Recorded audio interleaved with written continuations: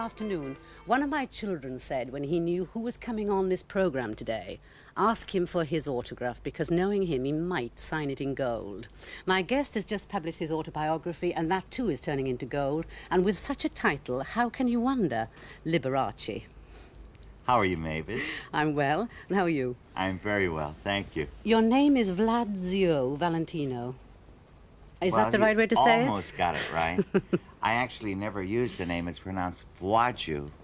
And of course, I wasn't able to pronounce it when I was a kid, so whenever I try, people would say Gesundheit, you know, because it sounded like I was sneezing. But it's Polish for Walter. And I used the name Walter in school. But now my friends call me Lee, and I like you to call me Lee, maybe. Thank you very much. Valentino is after Rudolph Valentino. He's about the only screen idol that was before my time.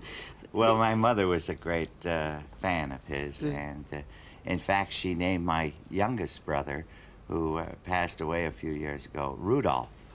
So together we had a Rudolph Valentino in the family. Did you think Rudolph Valentino was a very marvelous kind of hero? Well, I was sort of raised with those kind of movie heroes. I remember as a child my father played in silent picture houses when they used to have live music to accompany the films. And I used to, well, Dad used to sort of babysit me from the theater pit, orchestra pit, you know. And I'd sit in the front row and I'd look up at all these marvelous people on the screen. And I remember seeing movies with Rudolph Valentino and Vilma Banky and all those Theda Barras and all those people. In fact, Rudolph Valentino dressed up a bit like you. But before we go on, could you please describe your outfit for people without a colour set? Well, we, colour-wise, we sort of matched today. I know, accidentally, yeah. Yeah, we're sort of wearing Dubonnet or what is another Burgundy. name? Burgundy is another colour. This jacket is kind of fun because this jacket really belongs on the wall. You know, it should be framed because it's a work of art. Mm. It's a form of art called batik, and they have never made it into clothing before. An artist in Toronto, Canada, made some yardage on raw silk of the batik design, which is done with wax, and they put wax where they don't want the dye to go, and then they dip it in the dye, and then they melt the wax, and then they put the wax over the part that's just been dyed, and then they apply another color. So this is sort of maroon and shades of Dubonnet or burgundy, and then blue, and then the color sort of bleeds into one another. And if I ever get tired of it, I'll just frame it and put it on the wall. You know, it would be very hard to think of you without this great acclaim that you have. Don't you sort of absolutely live off it? Well, I do now, I suppose, but I didn't always have it. Most people, I think, have come to know me, you know, since the television years. But I've been in show business, I've been in music since I was 4 years old, and I've been playing professionally since I was 13. So I've really never known any other life, and I think that if it were taken away from me, I would be, you know, a very empty person without it. It's so natural for me to think along the lines of entertainment and music because I was brought up in it and I was raised with it. Do you like playing the piano to soothe yourself? Well, I think when I play for myself, I'm playing mostly to learn. Music is a never-ending learning process. Just when you think you've, you know, mastered it all, somebody comes along with a new sound or a new tempo, or, you know, and you're always learning. It's a vast study, music, and I'm glad it is because I'd like to think that when I'm 80, you know, I'll still want to learn something that I haven't accomplished, you know. Is this something that you do on your own, which you actually find extremely soothing, though? Because you do lead a tremendously pressurized life, don't you? So well, what do you do for relaxation? Yes, when I'm on the road and traveling, I I find I have to almost lead the life of an athlete. It's very taxing physically because it isn't just the performance, but all the things that go with it. You know, you're just one person, and yet there are hundreds of demands on your time. Everybody wants a little piece of you, and so that's very tiring. You know, and you have to kind of live the life of an athlete. You got to get your rest, you got to watch what you eat, and you got to be careful not to go to extremes when it comes to having a good time, for instance. I try to do things in moderation, you know, and I drink and I smoke, but I do it moderately because I know that it would have an effect on my performance if I didn't watch it. I never drink before a performance. But after, sometimes I have a couple of drinks to kind of relax me and turn off my adrenaline, so to speak. And when I'm off the road, I can completely relax. I can forget I'm a performer, a musician, and I can get involved in other things. What struck me in your autobiography, very strongly in fact, was the fact that even as a very small boy, you had a very distinct idea that you were someone, that you were going to be someone, I felt, because you quote, do you remember, by saying that as a child you didn't want to go out and get dirty like other boys, you didn't want to play games. And your father used to say, you really must go out, you're getting too white, you've got to go out and get exercise. Do you That's remember? right, You yeah. wanted to play the piano. Uh-huh. So did you have a very real idea of who you're going to be?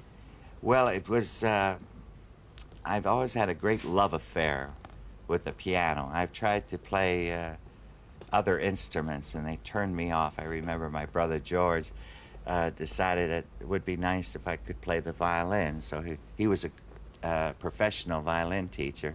So my parents said, why pay all that money for piano lessons? You got a brother who could teach you to play the violin. So the first time I heard that bow scratch across the strings, it was such an unpleasant sound. I said, that's not for me. Then my dad tried to teach me the French horn.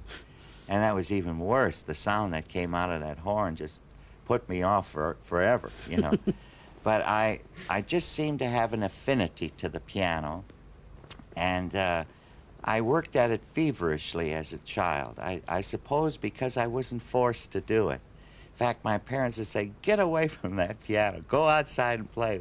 You know, because it was a constant, you know, banging away at the piano. But do you think in any way at all, apart from the fact that you loved it, do you think that you were in fact trying to get away from perhaps the physical poor circumstances of your life at that point? Well, yes, I think music is always a release from the dreary, everyday things that life can be sometimes. And to me it was a magic make-believe sort of transport, you know, that took me out of this sort of life that we were born into, you know. We, like I say, we had a very modest family life, and I don't know, I felt as a child, I guess, when I was playing the piano, I was something kind of special, you know. And when I saw that, you know, the children in school, you know, it was like a magnet. It drew people to me, and I felt this is something wonderful, to be able to do something that made people happy and gave them pleasure. Do you think it made you feel sort of also that you were someone again in the you know, because of the circumstances of your life of being so poor, that this mattered to you, that you had to you know, be somebody aside from that, or not? Well, I think I was fortunate to live in a section of Milwaukee which was sort of had a village atmosphere, and like I was the only one who played the piano in that community. So whenever there was a need for music, I was always called upon. And that gave me a little edge, you know. I was a big frog in a little pond, you know. And then, of course, after I got older and branched out into the outside world, I found out, you know, that I was a very minor segment of the music world. And I had to prove myself, you know, in a more determined sort of way.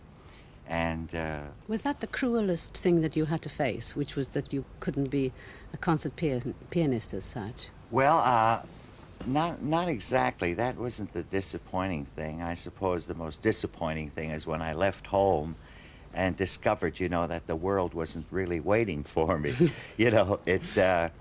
I had to really struggle, and rather than admit that I wasn't an immediate success, I did, other jobs to augment my musical income, which is I gave piano lessons for a while. I had 32 students, and that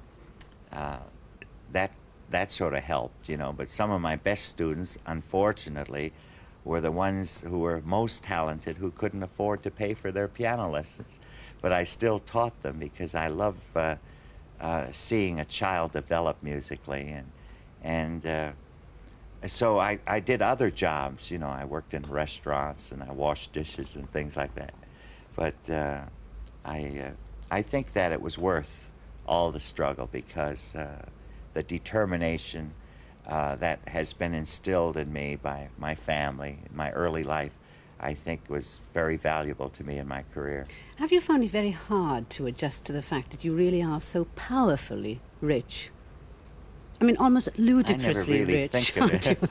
I really never think of it that way. I just, I certainly don't count my money before I go to bed. But it just seems that, after all these years and that these rewards have come to me, and I just sort of appreciate them and enjoy them, and I don't gloat over them. I feel that I share them with other people. And in fact, when I'm away, for 6 months, my servants live in luxury, and my dogs, they have it very, very good. Sometimes I find myself in some little place along the way that perhaps is the best accommodation that's available, and I'm sort of closed in a small little place, and I say, what am I doing here? And I have this beautiful home back in California that I could be sitting in. But yet my work is my most important and happiest thing that I do. I love performing, and when I'm on stage, I feel, that I'm in charge, and it's kind of marvelous to be able to take an audience and mold it into different emotions and draw not only laughter from them, but whatever the music calls for, Do you think that perhaps in part that's why you've never married, that being a bachelor has kept you free to express yourself as you wanted to? Well, I think my career has been perhaps the most interrupting thing because it has always come first. And most of the people I've gotten involved with romantically don't want to play second fiddle to a piano. I tell you something that makes me wonder all the time is if you got married and you had an extravagant wife, how much clothes allowance would you let her have, I wonder? Well, I suppose I would be very generous because I like to see people well-groomed. I like to see them made happy by lovely things. How do you like a woman to look, in fact? Well, I like to see women well-groomed, but not in a way that you might consider extreme. I think that the chic look is perhaps the most admired and the most sought after. I think when, for instance, when I select something for my sister or my mother, I buy most of their clothes for them. They don't mind that. No, I know their sizes and I know what they like. And some of the things that I buy for them really never go out of style. I don't believe in fad clothing.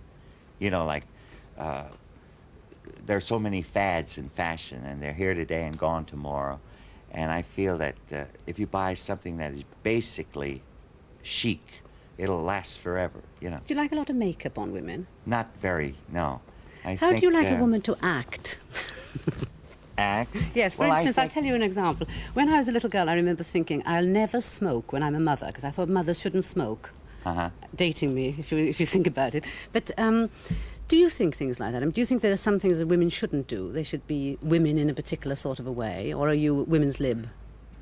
Well, I've always liked women to behave like women, you know. So when they start behaving like men and start to use, you know, profanity and vulgarity and that sort of thing, they cease being women to me. And you know, and I've met women who come on very coarse, you know. And this turns me off.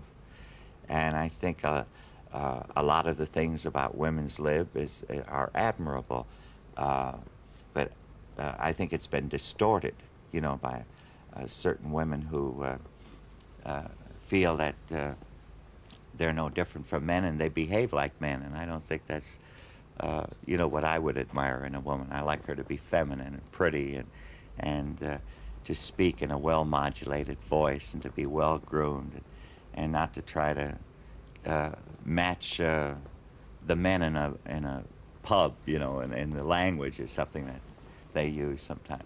Do you ever feel when you look at your life that from your book I get sometimes a feeling that it's like a story, you know, that you're looking at it like a story and that it's slightly unreal? And then that quote you said in your book again, where you said, "Day is too real for me, night is my favorite time."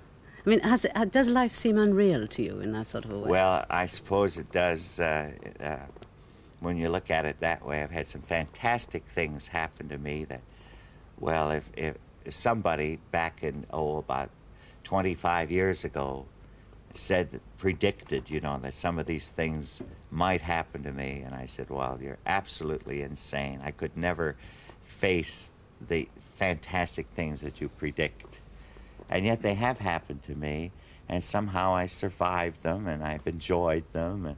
And if I had my life to live over again, I wouldn't do it any differently because it's been fantastic. I think you have to share the bad with the good, and I think altogether it molds you into a much firmer and more sensible thinking person. And if anything, it's instilled me with a great appreciation for life, because even that was almost taken away from me. I mean, have you got a nasty thought? Because you appear to have very gentle, nice thoughts. Don't you ever want to say, oh, my God? Well, I suppose I get a little uptight once in a while when I'm pushed too far, you know.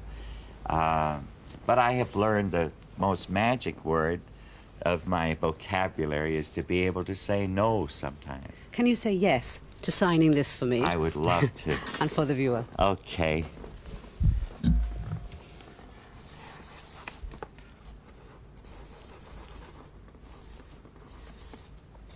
Now that's part of it, and there's the other. None genuine without this part.